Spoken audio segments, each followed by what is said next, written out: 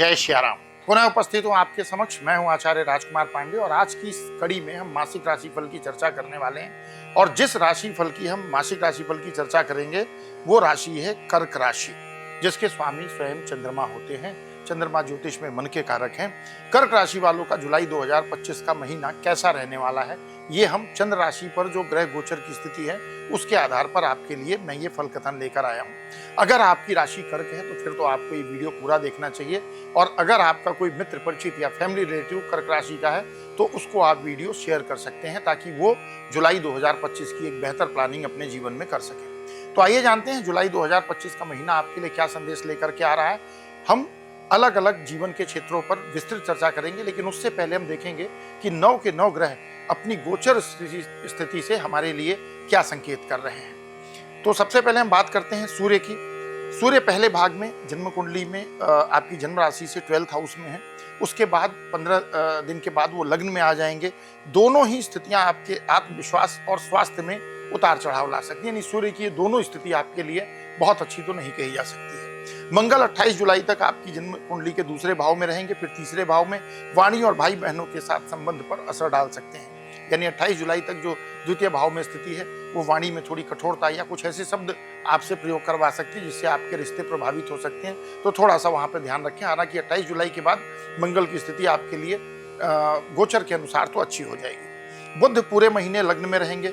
सोच में भ्रम या आत्म अविश्वास की स्थिति उत्पन्न कर सकते हैं। मतलब थोड़ा सा ये एक भ्रम वाली स्थिति उत्पन्न कर सकते हैं जो बुध की स्थिति है, क्योंकि जल तत्व राशि में है।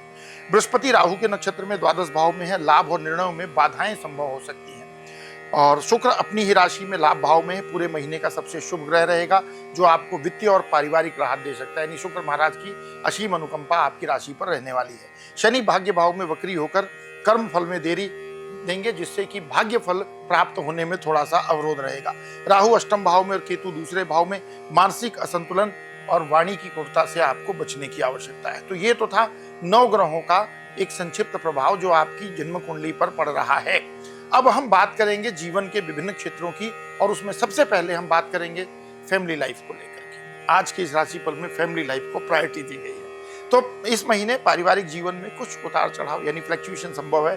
सूर्य और मंगल की युति आपकी द्वितीय भाव में रहेगी, जिससे परिवार में टकराव, कटुता या मनभेद उत्पन्न हो सकते हैं। तो यहाँ पर थोड़ी सी सावधानी बना करके आपको रखने की आवश्यकता है। घर के बुजुर्गों के स्वास्थ्य का विशेष ध्यान रखें। हालांकि शुक्र की जो प्लेसमेंट है वो वृषभ राशि में लाभ भाव पर है, तो यहाँ से ये स्थिति आपके लिए कहीं ना कहीं अच्छी है। आपके गृहस्थ जीवन में शांति और मधुरता की ब्लेसिंग शुक्र से आपको मिलेगी। 28 जुलाई के बाद मंगल का गोचर आपकी जन्म राशि से तीसरे भाव में होगा, जिससे भाइयों से सहयोग और समझ की वृद्धि होगी। घर में कोई धार्मिक या मांगलिक आयोजन की भी संभावना बनती है कि ऐसा कोई आयोजन घर में हो सकता है। बात करें कि फाइनेंशियल स्टेटस यानी आर्थिक स्थिति कैसी रहेगी, तो आर्थिक दृष्टिकोण से महीना मिश्रित लेकिन ऑप्टिमिस्टिक रहेगा, यानी आशाजनक रहने वाला है, ठीक रहेगा। शुक्र की अनुकूल स्थिति आपको कमाए गए धन का लाभ दिलवाने में मदद करेगी। पुराने निवेश या रुके हुए पैसे, अगर कोई ऐसा है पैसा जो रुका हुआ है या पहले की इन्वेस्टमेंट है, तो वो पैसे आपको लाभ के रूप में वापस प्राप्त हो सकते हैं। हालांकि धन भाव कमजोर होने से थोड़ा बचत करना आपके लिए कठिन हो सकता है, क्योंकि धन भाव की स्थिति अगर देखेंगे तो बहुत अच्छी नहीं है। मंगल को धन के लिए ऐसे भी बहुत अच्छा ग्रह नहीं कहा गया है। कोई बड़ा आर्थिक निर्णय लेने से पहले किसी अनुभवी व्यक्ति की सलाह जरूर लें। क्या कर सकते हैं ऐसे उपाय जिससे आपको बेनिफिट मिले? शुक्रवार को सफेद मिठाई का दान कर सकते हैं। कन्या को कोई उपहार दे, जैसे चांदी की वस्तु अथवा चावल भी किसी धर्मस्थल पर दान कर सकते हैं। बात करें करियर और व्यवसाय के लिए, तो मंगल 28 जुलाई तक दूसरे भाव में रहेंगे। इसका असर आपके बोलने के तरीके और निर्णय क्षमता पर पड़ने वाला है। ध्यान से सुनिएगा। विशेषकर अगर आप वकालत, पत्रकारिता, बैंकिंग या कस्टमर इंटरफेस वाले पेशे में हैं, जहां आपको पब्लिक के साथ इंटरेक्ट करना पड़ता है, तो अत्यधिक स्पष्टवादिता से बचने की आवश्यकता है। सत्यम ब्रूयात प्रियम ब्रूयात, यानी सत्य बोलिए लेकिन प्रिय बोलिए, ये नियम भी आपको ध्यान रखना पड़ेगा। बुध की स्थिति व्यापार में भ्रम और निर्णय में की कमजोरी ला सकती है, इसलिए इस महीने कोई नया व्यापारिक सौदा या बड़ा निवेश टाल देना ही बेहतर है। 28 जुलाई के बाद नई नौकरी के प्रयास किए जा सकते हैं। बात करें प्रेम और वैवाहिक जीवन की, तो मंगल के प्रभाव से प्रेम जीवन में संवाद शैली में कठोरता आ सकती है, क्योंकि मंगल का प्रभाव वाणी स्थान पर है।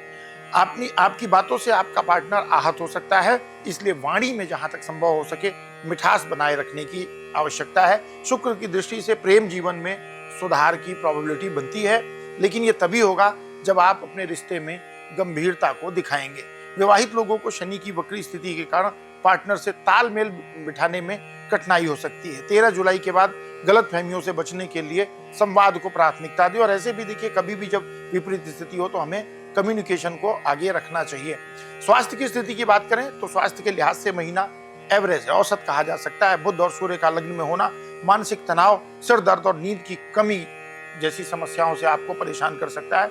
मंगल और केतु की युति मुख संबंधी समस्याएं जैसे मुंह के छाले या मुंह का स्वाद चले जाना, इस तरीके की गड़बड़ी दे सकती है। खान पान में अनियमितता, नींद की कमी आपकी ऊर्जा को प्रभावित कर सकती है। ध्यान, प्राणायाम, योग करने से निश्चित आप अपनी ऊर्जा को रिस्टोर करेंगे। क्या कर सकते हैं अतिरिक्त उपाय? तो शनिवार को काले तिल और तेल का दान कर सकते हैं, और बहुत अच्छे लाभ के लिए से राम रक्षा स्तोत्र का पाठ कर सकते हैं।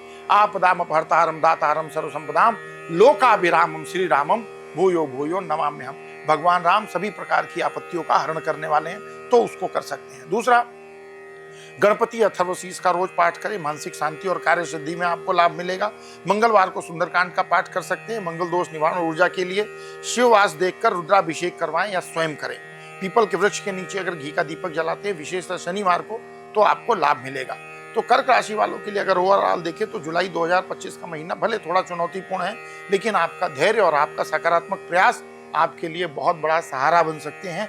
ग्रहों की चाल जैसी भी हो, मैं एक बात बहुत स्पष्ट कहता हूं, कर्म से भाग्य बदला जा सकता है, और उस कर्म को अनुकूल करने के लिए, उस कर्म के कठिन रास्ते को और आसान करने के लिए मैं आपको कुछ उपाय भी सजेस्ट करता हूं। इसी विश्वास के साथ कि आप अपना प्रयास जारी रखेंगे, आपको सफलता जरूर मिलेगी।